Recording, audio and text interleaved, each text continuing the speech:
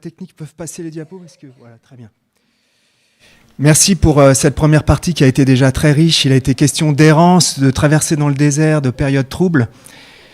Et ce matin, j'aimerais que nous écoutions des lettres qui ont été écrites à des églises aussi du 1er siècle, d'Asie mineure, de la Turquie actuelle, qui ont aussi traversé des périodes de troubles, de difficultés. Et ces lettres se concluent par à chaque fois cette phrase, cet appel que celui qui a des oreilles écoute ce que l'Esprit dit aux églises. Sont 7 lettres envoyées à 7 églises, une lettre pour chacune d'entre elles, 7 lettres dont l'auteur est le Christ lui-même. 7 lettres dictées par le Christ à l'apôtre Jean et que nous retrouvons au chapitre 2 et 3 du livre de l'Apocalypse. 7 lettres écrites pour 7 églises, différentes dans leurs caractéristiques, dans leur situation, dans leur époque, peut-être aussi, certains y voient même une sorte d'allégorie ou de prophétie de l'histoire de l'Église. Est-ce qu'on peut passer à la diapo suivante ? Voilà les 7 églises de cette Asie mineure, et donc avec leurs caractéristiques qui sont toujours un peu réductrices, les textes que vous voyez ici, mais qui vont être un repère pour nous pour tout au long de cette lecture. Éphèse, ou l'Église qui a perdu son premier amour. Smyrne, ou l'Église dans l'épreuve. Pergame, ou l'Église menacée. Thyatire, ou l'Église activiste ou active, pour être un peu moins négatif. Sardes, ou l'Église réputée vivante. Philadelphie, ou l'Église fidèle. Laodicée, ou l'Église tiède. Une lettre qui n'est pas une lettre circulaire, mais une lettre pour chacune, individualisée, personnelle, propre à chacune. Une lettre diagnostique. Une lettre où le Christ dit « Voilà comment je te vois, voilà comment tu es, ce que tu fais. » Christ nous voit tels que nous sommes en tant qu'Église et en tant qu'individus. Que ces lettres, que ces mots, que ces paroles nous touchent ce matin. Qu'elles nous parlent en tant qu'Église et en tant qu'individus qui constituons les Églises. Que ces paroles nous encouragent, nous reprennent, qu'elles nous rejoignent dans ce que nous vivons. Parce que ce sont les paroles de Jésus-Christ, le témoin digne de foi, entièrement digne de foi, le témoin fidèle. Parce que c'est celui dont le Père dira aux disciples « Celui-ci est mon Fils bien-aimé, en qui j'ai mis toute mon affection. Écoutez-le. » Alors je vous propose un temps d'écoute tout simple, où je vais vous lire des extraits de ces 7 lettres, des extraits mis en parallèle les uns avec les autres, dans 2 versions en fait que je mélangerai, la version du Sommer et la version de la transcription moderne de Kuhn. Et donc cette diapo nous servira de repère et de support pour se retrouver entre les 7 églises et les 7 lettres. Voilà, je vous invite à ce temps tout simple d'écoute, peut-être dans un esprit de prière. Qu'est-ce que tu veux nous dire aujourd'hui ? Pour écouter le Christ nous dire « Je te connais ». Je te dis ce qui va, je te dis ce qui ne va pas, je te dis réagis, je te dis courage. Que celui qui a des oreilles écoute ce que l'Esprit dit aux églises. Je te connais. À Éphèse, je connais ta conduite, je sais parfaitement tout ce que tu as fait. À Smyrne, je connais ta détresse et ta pauvreté. À Pergame, je sais que là où tu habites, Satan a son trône. À Thyatire, je connais tes œuvres. À Sardes, je connais ta conduite. À Philadelphie, je connais ta conduite. À Laodicée, je connais ta conduite ou je connais ta vie. Église de Bordeaux-Pessac, je te connais. Je connais ta conduite. Je sais là où tu habites. Je connais ton environnement. Je connais tes détresses, je connais tes pauvretés, je connais tes œuvres, je connais ta vie. Quelle grâce. Et ce « je te connais », c'est pas « je te connais a priori, je t'ai mis dans une case et il sera difficile d'en sortir ». C'est un « je te connais vraiment ». Une connaissance juste, honnête, intime. Le Christ est au milieu des chandeliers, nous dit le 1er chapitre de l'Apocalypse. Les chandeliers, ce sont les églises. Une connaissance qui voit ce que d'autres ne voient pas, ce que personne d'autre ne voit. Une connaissance objective, factuelle, basée sur la conduite, les œuvres, basée sur les actes. Je te connais, et je connais tes bons côtés, et je connais tes mauvais côtés, les bonnes choses et les moins bonnes. Je sais ce qui va et je te le dis. À Éphèse, je connais ta conduite, je sais parfaitement tout ce que tu as fait. La peine que tu prends et ta persévérance, tes travaux et ton endurance. Je sais que tu ne peux pas supporter les méchants, que tu as mis à l'épreuve ceux qui se prétendent apôtres et qui ne le sont pas, et tu as prouvé qu'ils mentaient. Tu as de la persévérance. Tu as souffert à cause de moi, et tu ne t'es pas lassé. Je n'ignore ni tes fatigues, ni la patience dont tu fais preuve. Tu as prouvé que tu savais supporter bien des souffrances, et porter bien des fardeaux à cause de moi. Tu ne t'es ni découragé, ni lassé. À l'église de Smyrne, je connais ta détresse et ta pauvreté, et pourtant, tu es riche. Je sais les calomnies de ceux qui se disent juifs et ne le sont pas, c'est une synagogue de Satan. Je connais ton épreuve. À l'église de Pergame, je sais que là où tu habites, Satan a son trône, Satan y règne en maître, mais tu me restes fermement attaché. Tu n'as pas renié ta foi en moi. Même au jour où Antipas, mon témoin fidèle, a été mis à mort chez vous, là où habite Satan, votre cité, l'antre de Satan dans une autre version.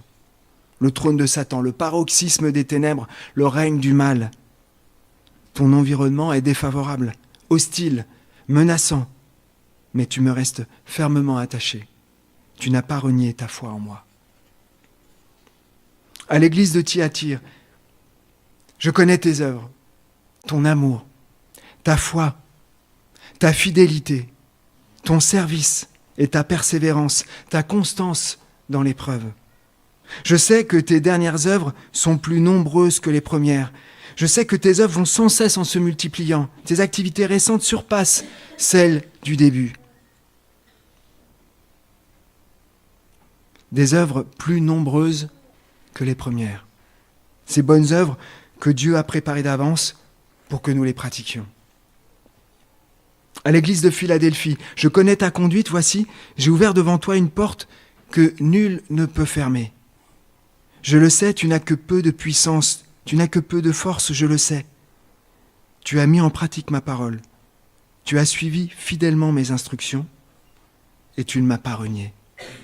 Tu as gardé le commandement que je t'ai donné de persévérer, tu as gardé ma parole, tu as pris à cœur mon appel et tu m'as attendu avec patience et persévérance. À noter que pour deux églises, Sardes et Laodicée, à part ces deux églises, Jésus a de bonnes choses à dire. Et il les dit en premier. Et ce n'est pas de la démagogie. C'est sans doute de la diplomatie, mais c'est beaucoup plus, c'est de la bienveillance.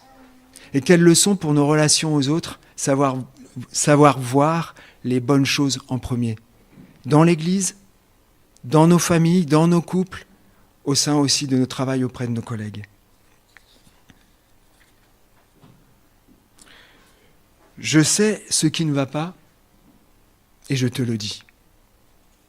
À l'église d'Éphèse, à qui Jésus a reconnu la persévérance, l'amour de la vérité, Jésus dit, j'ai cependant un reproche à te faire. Tu as abandonné l'amour que tu avais au début. Tu as abandonné ton premier amour. Tu ne m'aimes plus comme au début. Votre amour des uns pour les autres s'est relâché. À l'église de Thyatire active, dont Jésus vante l'amour, la fidélité, son service, sa persévérance, les dernières œuvres plus nombreuses que les premières. Voilà ce qu'il lui dit. Pourtant, j'ai un reproche à te faire. Tu laisses cette femme, cette Jézabel qui se dit prophétesse, égarer mes serviteurs en leur enseignant à participer au culte des idoles, en se livrant à la débauche et en mangeant les viandes des sacrifices. À l'église de Pergame, qui lui a dit « Tu me restes fermement attaché alors que là où tu habites, Satan a son trône », Jésus lui dit « J'ai pourtant quelques reproches à te faire. Tu as chez toi des gens attachés à la doctrine de Balaam qui avait appris au roi Balak à tendre un piège devant les Israélites. De même, tu as aussi des gens attachés à la doctrine des Nicolaïtes. » Plusieurs remarques ici. Les bonnes choses, je ne sais pas si cela vous frappe, mais les bonnes choses semblent cohabiter avec les mauvaises. Je ne suis pas sûr que ce que Jésus dit au début est le passé et ensuite voilà au présent ce que je te reproche. Les bonnes choses peut-être cohabitent avec les mauvaises, et parce que la réalité est complexe, avec ses contradictions, comme nos vies. L'autre chose qui me frappe, paraît peut-être décalé par rapport à notre réalité aujourd'hui, c'est qu'il est beaucoup de questions de fausses doctrines, de vérité, de faux docteurs, la secte des Nicolaïtes dont on ne sait pas trop ce qu'elle faisait, mais a priori elle faisait la promotion de sacrifices, d'idolâtrie, peut-être de débauche. Mais je pense ici, pensons en fait aux travaux, au travail acharné des premières églises, des premiers siècles, pour élaborer le credo chrétien. J'aime personnellement cette devise des églises libres: dans les choses essentielles, fidélité; dans les choses secondaires, liberté; en toutes choses, charité. Karl Barth parle de l'énorme labeur des anciens conciles et de leurs théologiens. Écoutez-le. Il y a une certaine grossièreté à vouloir les juger au nom de notre prétendue spiritualité, qui recouvre tant d'incompétence, et à leur reprocher d'être allés trop loin, au lieu d'être reconnaissants qu'il n'est pas craint d'aller à ce point au fond des choses. À l'église de Sardes, je connais ta conduite. Je sais que tu passes pour être vivant, mais tu es mort. On peut leurrer les autres, on ne trompe pas Dieu. Qu'est-ce que cela peut vouloir dire ? Une église sans l'esprit, une église coupée de la source de vie, de la communion de celui qui est la vie ? Parce que l'église doit être un lieu de vie, là où la vie nouvelle se manifeste. L'église doit être unie à celui qui est la vie. À l'église de Laodicée, je connais ta conduite et je sais que tu n'es ni froid, ni bouillant. Ah, si seulement tu étais froid ou bouillant, mais puisque tu es tiède, puisque tu n'es ni froid, ni bouillant, je vais te vomir de ma bouche. Tu dis, je suis riche, j'ai amassé des trésors, je n'ai besoin de rien, et tu ne te rends pas compte que tu es misérable et pitoyable, que tu es pauvre, aveugle et nu. Je connais ta vie. Tu n'es ni froid ni bouillant, comme je voudrais que tu sois l'un ou l'autre. Froid plutôt que tiède.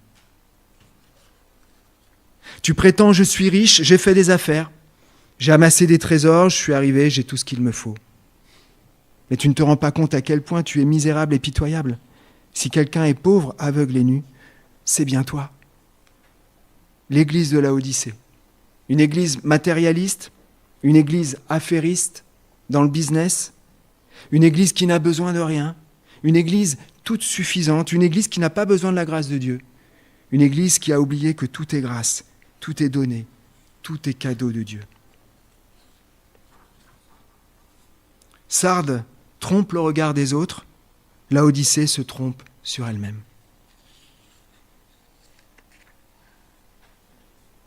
Face à ce constat, une parole du Christ vraiment radicale. À l'église d'Éphèse, qui a perdu son premier amour, je viendrai à toi. J'ôterai ton chandelier de sa place si tu ne changes pas d'attitude. Ôter le chandelier, c'est éteindre la lumière que l'église est censée être. C'est faire qu'elle cesse d'être église. À l'église de Laodicée, puisque tu es tiède, puisque tu n'es ni froid ni bouillant, je vais te vomir de ma bouche. Ça se passe de commentaires. Et puis il y a des avertissements aussi à l'église de Pergame, de Thyatire et de Sardes. Une parole radicale qui souligne le sérieux de la situation, mais une parole radicale qui n'exclut toutefois pas la nuance. À Éphèse, qu'il vient de menacer de retirer son chandelier, Jésus dit « Voici pourtant une chose que tu as en ta faveur. Tu détestes ce que font les Nicolaïtes, ce que je déteste aussi. » À Thyatire, compromise avec Jézabel, il distingue les membres qui n'ont pas suivi cet enseignement. Et à Sardes, celle qui est réputée vivante, il dit quand même « Cependant, tu as à Sardes quelques personnes qui n'ont pas sali leurs vêtements. » Voilà un diagnostic radical et en même temps tout en nuances. Le regard du Christ, le constat du Christ n'est ni un regard idyllique, tout positif, ni uniquement négatif. C'est un regard exigeant, un diagnostic juste, individualisé, nuancé. Il y a le « pourtant j'ai un reproche à te faire » et le « pourtant tu as en ta faveur ». Mais Jésus ne se limite pas au constat. Il ne s'en contente pas, il prescrit le traitement. Réagis, change d'attitude. À l'église d'Éphèse, allons, rappelle-toi d'où tu es tombé, change d'attitude et reviens à ta première conduite. À l'église de Pergame, change donc d'attitude. À l'église de Sardes, deviens vigilant, prends garde, réveille-toi, ranime et raffermis ceux qui restent et qui étaient sur le point de mourir, car je n'ai pas trouvé ta conduite parfaite devant mon Dieu. Rappelle-toi donc comment tu as reçu et entendu la parole, mets-la en pratique et change d'attitude. Souviens-toi de l'enseignement que tu as reçu pour l'observer et y conformer ta vie. Repens-toi. Pour se réveiller, pour se ranimer, pour raffermir le reste, parce qu'il y a un reste à raffermir, pour être à nouveau vivante, voilà la clé, le retour à la parole. Accueillir cette parole, l'observer, pour y conformer sa vie. À l'église de Laodicée, c'est pourquoi, à celle qui est pauvre, aveugle et nue, c'est pourquoi je te donne un conseil. Achète chez moi de l'or purifié, au feu, pour devenir réellement riche. Des vêtements blancs pour te couvrir, afin qu'on ne voit pas ta honteuse nudité, et un collier pour soigner tes yeux, afin que tu puisses voir clair. Acheter. Il y a là une notion de coût. Je crois que Dominique, tu en avais déjà parlé de ce verbe acheter dans le livre d'Ésaïe. Ça coûte de changer d'attitude et de faire demi-tour. Il en a surtout coûté au Christ sa propre vie. Il s'agit peut-être d'acheter auprès de Christ ce que lui-même a déjà payé. Je te conseille, écoutons ses conseils, et lorsqu'il nous reprend, nous corrige, c'est qu'il nous aime. Moi, ceux que j'aime, je les reprends et je les corrige. Vous avez noté peut-être aussi que l'appel au souvenir pour 2 églises. Rappelle-toi d'où tu es tombé à Éphèse, toi qui as perdu ton premier amour. À Sardes, qui est réputée, qui passe pour être vivante et qui est morte, rappelle-toi comment tu as reçu et entendu la parole.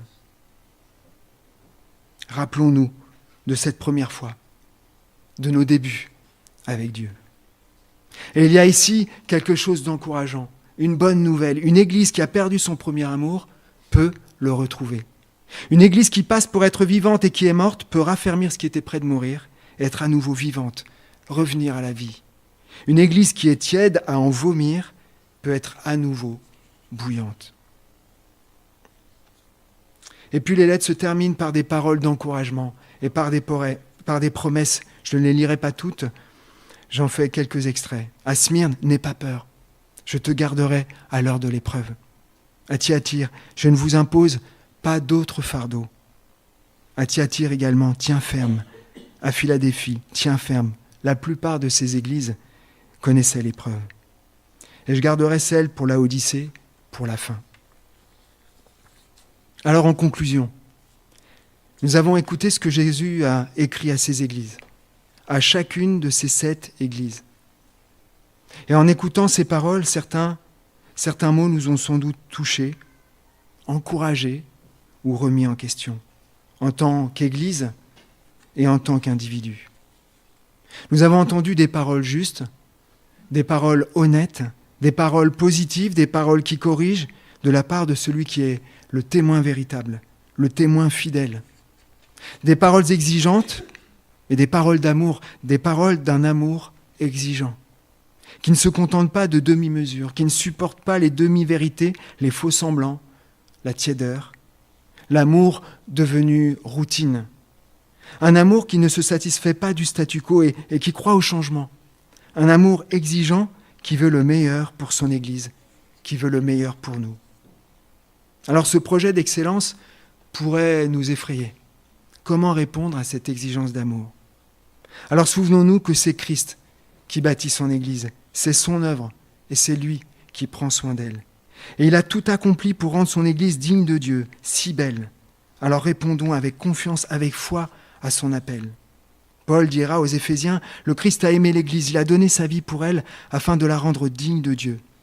Il a ainsi voulu se présenter cette Église à lui-même, rayonnante de beauté, sans tache, ni ride, ni aucun défaut, mais digne de Dieu et irréprochable. Voilà le projet de Dieu, l'Église, et la relation d'intimité qu'il souhaite, qu'il demande avec elle et avec les femmes et les hommes qui la rejoignent, qui la constituent. Et je terminerai par cette belle promesse à l'Église de Laodicée que je lirai dans la transcription moderne de Kuhn. Me voici debout, devant la porte, je frappe.